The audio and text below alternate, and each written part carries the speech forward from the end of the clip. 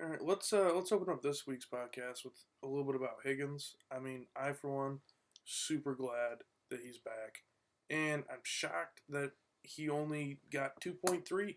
I mean, I guess it was almost 2.4 million, but I mean, you're looking at number two wide receiver on most teams. Besides, like maybe Tampa Bay. Right. Well, yeah, that's what I said, most teams, Ye- but like, Now that I think about it, you know who I could really see going after Higgins? hmm, Green Bay, and I'm surprised they didn't make a run for ooh, him. Him on the other side of Devonte Adams would be dangerous. yep. I really like Higgins. I mean, he's got great chemistry with Baker. Now you're telling me that couldn't transfer over to Aaron Rodgers Oh or even God, Seattle with dude! Russ? Could you imagine him in Seattle? That would be that. Next to DK Metcalf. Mm-hmm. Well, I don't know. It depends on what they do with Lockett, because they're Yeah, gonna have to pay Lockett a lot of money. yeah. But But even so, dude, if you had Lockett, Metcalf, and Higgins out there, the more I think about it, Higgins is an underrated receiver. Like I know. he's a decent route runner. He's got good hands. He's got Mm-hmm. really good hands. He's got decent size. He's got decent speed. Like He's quick. yeah, he's kind of actually reminds me a lot of like a Devonte Adams. Now that I think about it, he's just obviously not Yeah, Devonte Adams. Like Devonte Adams is yeah. a much better route runner, a little bit faster, got more size to him. He's But good at fumbling the ball out of the end zone. dude, I don't want to get into that. That still Yeah, pisses me off. that still hurts. But is Higgins our only offensive move so far? I think so. Yes, Yeah, which makes sense. I yeah. I mean, mean, the offense wasn't really the problem last year. well, no, I mean, guess secondly, they picked up Baker's fifth year option. Well, there's that, and we also re-signed Kareem Hunt, but that was That was technically last league year. I guess so was Baker's yeah, fifth year. So, yeah. but yeah, I mean, I wouldn't be surprised if we try to rework OBJ's contract to keep him. I don't think he would do that well, though. I don't think he would. No. He's no. I mean, I want him to stay. I like OBJ. I think he's good for the team. I think he's good for Jarvis Landry, which is really important because Jarvis Landry is the second most important person on the team next to Baker Mayfield. Maybe even first. You could argue first. I wouldn't argue against it. But I just I don't see how with all these offensive weapons something has to go. I feel like, See, and some people are talking about Chubb or Kareem Hunt, I would and say Chubb is more important than Jarvis. not from a locker room standpoint. I don't think. I think Jarvis Landry is like the mesh of the No, team, yeah. I mean, and I feel like if you lose Jarvis Landry, there might be one. If you lose Jarvis Landry and you keep Odell, that's not gonna end well. If you lose Odell and you keep Jarvis Landry, that's also not gonna end well. If you get rid of one, you almost have to get rid of the other. I feel like I think maybe OBJ can go maybe and not so much with Jarvis. losing OBJ and Jarvis staying, but Hmm. like you see I feel like there's gonna be controversy either way, just because the two are so close. Yeah, I agree with that, but I also think that like I don't know. I think OBJ is one of those guys where like it doesn't matter like he's even if he gets traded for like a haul, which is what I think you would have to trade him for, because you can't give away one of the best players at a position. I don't care what injury they've had, but they're healthy. They're going to start the year healthy, and you're going to give away one of the best players at a position for nothing short of like like pretty close to equal. You can't do it. You can't go, oh, yeah, well, he's not worth that much anymore. Like he's still one of the best wide receivers in the league Healthy, he's probably still a top five receiver. And I for don't think you sure, can argue that. for And the sure. thing is you could say like oh his numbers haven't been that great with Baker. It's clear that they haven't clicked. Like that's very clear. But you can't say that like OBJ on a different team it still isn't a number one receiver. That's just absurd.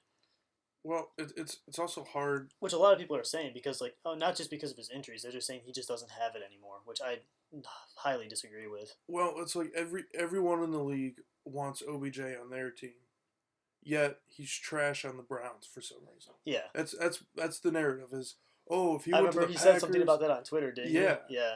yeah, it's like oh, Tom Brady wants OBJ, or wasn't it Tom Brady, or was it Yeah, Aaron Rodgers? it was Yeah, Tom Brady. Tom Brady said that we should make a move for OBJ, and it's like, yeah. and that's when I Give me was Godwin. that's what I said. I was like, honestly, I'd take Chris Godwin for OBJ. I think Yeah, Chris Godwin's a better deep threat at this point of his career. I don't know if he's a better receiver, but I think he's a better deep threat, yeah. which I think we definitely need. But that's the thing is it's like to be like, oh well, if the Packers would definitely win a Super Bowl if he went there, but he'll never figure it out with Baker. Like that doesn't make any sense to Yeah, me. especially now that Baker's seeming to get it more. Like he seems more comfortable now. Well, Especially because like there's been so much controversy on the offensive side of the ball with head coaches and offensive coordinators. Now we have some stability. Now is a chance that if they're ever going to figure it out, it's going to be this year. We also mhm, didn't have any training camp last year, but you saw exactly. towards the beginning of the year they were kind of starting to get it right before You he got injured. you put a new team. Your training camp was mostly over Zoom. I mean, you can't implement an offense within a week or two. You know Right, what I mean? right. Especially no preseason games. So like around the time that the offense started clicking, or started to kind of like figure it out, because you got to think like this is the third offense that Baker had to learn. Yeah, This is the third head coach. head coach, and then you're gonna have to like figure out how to play with these guys in a new system. And yeah, OBJ didn't fit that system as well in the beginning of the year, but you really think that if OBJ wasn't there for that Chiefs game, that it wouldn't have been different? I think we would have won that Chiefs game. Exactly. I mean, I don't know if we would have won for sure, but I would. I He definitely would would have have had felt more he would have had confident. another weapon that they would have had to cover out in coverage, which would have just made it so difficult because all you had was Hooper, who was playing okay, but he dropped a lot of passes. He Yeah. just did in general this year. Jarvis Landry, who was getting double teamed on every play. Higgins just couldn't get separation because Tyrann Mathieu was over him like a Mhm. hawk the whole game. And then you have a bunch of nobodies. I mean, Mhm. you had Chubb, who dropped a couple passes out of the Yeah, backfield, which that kind of was sucked. disappointing. But then that's the spot where you put in Kareem Hunt, which again is a situation where I think Kevin Stefanski learns from that because I think Kareem Hunt's just the better hands guy out of the backfield. I Oh think yeah. that's a given. But that's another thing. If we're gonna move off of anybody offensively, I think it's gonna be Hooper. Hooper was being paid a lot of Mhm. money, and he's been a big disappointment. You can't move off the offensive line. They played fantastic. Yeah. They were great. We have the number one offensive line in the league right now, besides maybe the Colts. I think we have to move off Hooper. If anyone, that's the person we have to move off of. Well, and to bring up like we were talking about earlier, as far as offensive moves, I guess you can kind of say that not cutting uh, Njoku was kind of an offensive move because he had no guaranteed money before the start of the league year, which was yesterday, right? Yeah, I Maybe. think. I think you're I right. don't know. I'm a little stupid, but it was like eight point something million, I believe, that we wouldn't have had to pay him. It if shows we were cut. we're either committing to him, which means we might be trying to work off Hooper, or we're trying to trade him. That's fine. I get that, but what I'm Honestly, saying I is, like Ninjoku better than Hooper at this point. yeah, Ninjoku came on pretty strong at the end of the season. He was yeah, playing he really did. well. Yeah, he did. And you know what? And if you're Hooper and you can't produce, whenever you had OBJ, I don't know. You had these guys around you. You had a very good offense, and he dropped some passes. He wasn't really getting separation. Baker's on target percentage, because I was looking into like some like very in depth stats. Baker has a very high on target percentage with his throws, and Hooper has what I don't know statistically if this is true, but what I feel like he had a lot of drops. And Baker has a high on target percentage. The drop should not be that high. I And then will say, also, I feel like Hooper made a couple of big plays right throughout the year, and then he made a couple of big ones in the playoffs. He showed up sometimes. mhm. But for the amount of money we're paying him and the amount of depth we have at tight ends, we don't only have Njoku. We have the other guy who was the number one ranked tight end in the draft last year. I can't remember his name. He fumbled Harrison a couple. Bryant. Yes, Harrison Bryant. I really like Harrison Mhm. Bryant. And if we have Harrison Bryant and we keep Njoku, we do not need Hooper. I agree.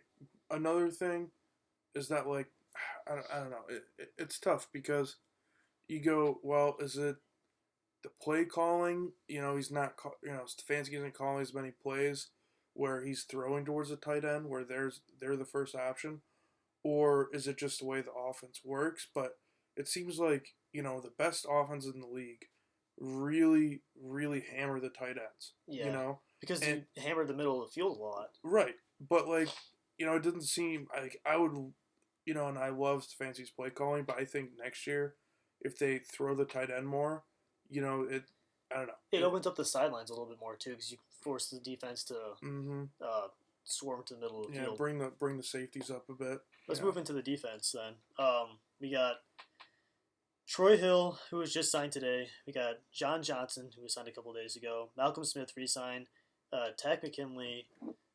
Ogunjobi's gone. Then there's Yeah, we that got JoJo Nateson too, was an offensive move, but that's like fifth string, sixth string yeah. receiver. That's not as important. Um, Not the moves I was expecting for the defense, but I think they're good moves. I like the fact that John Johnson was, I think, ranked number 3 among safeties last year. Yeah. He was also, on the same side of the field a lot of the time as Jalen Ramsey, which helps. Mm-hmm. Which, that could inflate his numbers a little bit, but also, like, he was doing it without Jalen Ramsey there for a portion of time. He's a pretty good safety. Troy Hill is the leading defensive touchdown leader. That wording there was horrible, but you get the point. Malcolm Smith, I think, played really well at the end of the season. Takk McKinley, I hope it's not our answer for our defensive line, because with Ogunjobi gone, Sheldon Richardson gone, and Olivier Vernon gone, and number 94. Richardson, Ogunjobi, and then Vernon, and then the guy with the really long dreads. He also played for the Falcons. Why can't I think of his name? Oh, dude, I'm drawing a blank too. But you guys I'll know who I'm say talking about. But I'll say this: I figured that they were drafting defense and in their major free agency, they're going to target defense too. I mean, it's obvious. You saw it, I saw it. Yeah. But and this is kind of, I think, Andrew Berry's perspective is like, okay, who's the best? What are the best positions that we can fill through free agency? You got one of the better safeties out there without having to overpay too. I think is another big thing. Right. Because like J.J. Watt would have been overpaid a lot. Right. Von Miller, for some reason, decided to stay with the Broncos. Doesn't make sense to me, but we would have had to pay him a lot of money. But go ahead and continue. But what I was thinking is that he's like, okay, whatever I can get through free agency, I don't have to draft. Per se, it's right. like, I mean, if you get a John Johnson, you're not drafting the safety this year. Right. So, you can draft 2 defensive linemen if you really want to. Which we're probably gonna have to. Which that's fine. At least 1 or 2 linebackers. Yeah, I mean, Wilson misses every tackle. Malcolm Smith I like, but he's old. Yeah. That Phillips guy seems okay. And Taki is athletic, but he's just not the guy. Yeah, see, it's that's what sucks. I was really high on Taki, and wasn't just his cool name. I'm not sure what's gonna happen with Anthony Walker because today he's supposed to be visiting the Browns. I saw that. Yeah, and whenever you get a team starter on your team, that's always a win. I don't care, as long as you didn't overpay him by a crazy amount, that's always a win. So, I'd like that signing too, but I don't know. We'll see. Let's go big picture perspective on the defense now, right? So we got Delpit coming back, paired up with John Johnson in the backfield. Mm-hmm. I like that. Yeah. And then corners, we got Denzel Ward, who is arguably a top 5 corner in the league. Health-wise is kind of an issue. Health is an issue for him. That's kind of non-debatable. And his tackling. His tackling is okay for a corner. He shouldn't be in the position to have to make that many tackles. That should be, you know what I mean? It scares me when he goes for. That's how he hurts himself, is tackling. That's also. He does not. Yeah. He's one of the greatest. Not the greatest. He's one of the best. Coverage corners, but when it comes to I don't know, it just scares me every time he tries to make a tackle. That's fair. He's really also really undersized. Yeah, too, which is another part that kind of makes it scary. But anyways, we would have Delpit and Johnson, which I like in the backfield, right? And then we'd have Denzel Ward, Troy Hill, and Greedy Williams. That means Greedy would be the 2 or 3, right? Probably the 3 because he's coming out of an injury. And he was okay as a 2. He'd probably be a very good 3, which is another thing to mention real quick. Terrence Mitchell is gone officially. He's really? With the Raiders, I want to say. Don't quote me on that. I saw it yesterday. I forgot to say something about it. But I like that cornerback trio there. Your secondary looks really good then. Leagues better than last year. We might have a decent defense this year. Oh, right? yeah. And then depending on how we address linebackers, Malcolm Smith, I like to be kind of like the anchor of the defense, like the middle linebacker who's out there calling the plays. I like that. Clearly, he's a smart guy. He's been in the league for a long time, right?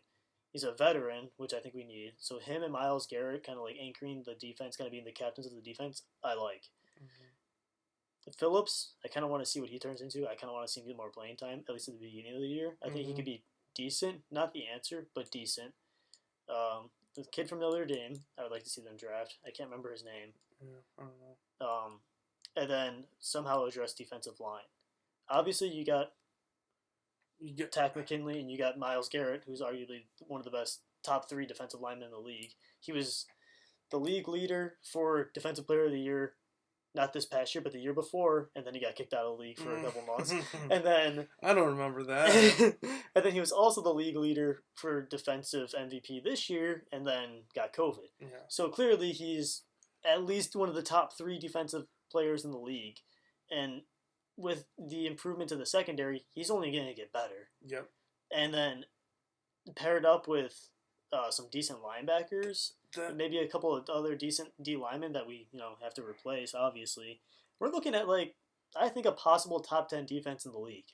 I think if you can trade, if you have to trade OBJ, you have to trade him for a stud defensive lineman. I think you got to trade him for a Khalil Mack. Oh, dude, I'd do that in a heartbeat, but I don't think they would. Oh, no. For whatever reason, Chicago thinks they're going to win with Andy Dalton. Well, that's the thing. Dude. I don't know. I don't know what's going on. That'd be the thing. You go to a team who's. I mean, I don't know. I don't know who the Jets have on defense. That's of worth. They have shit. He played middle linebacker for the Ravens for a while. Oh shit, what's his name? That's gonna bother me. Yeah, I should know that. I don't know, but I'm thinking and obviously the Jags They got don't Avery have Williamson, anybody. who was good. Or did they just trade him this past year? I think they traded him this past year. Avery Williamson was pretty good if he's still there, though. Yeah.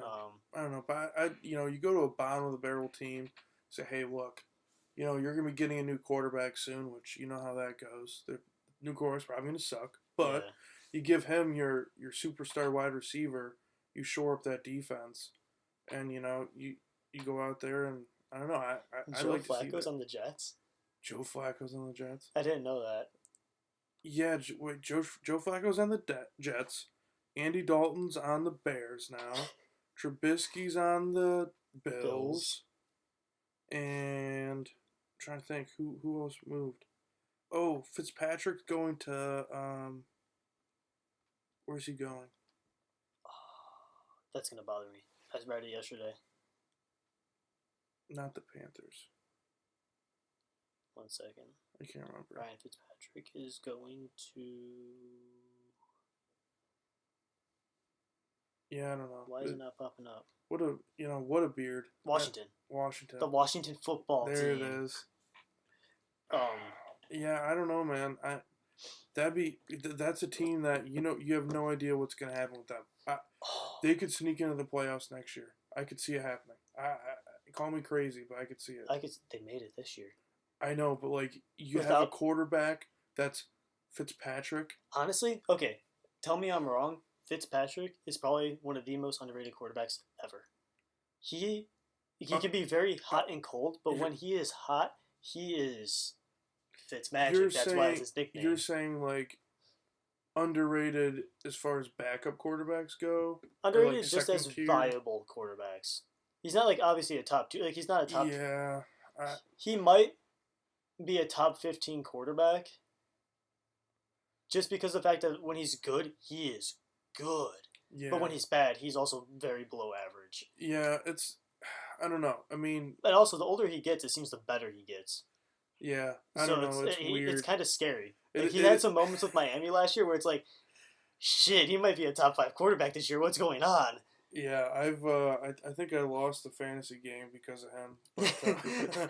But yeah, I mean, it's I don't know. Who the hell knows? I mean, how old's Fitzpatrick now?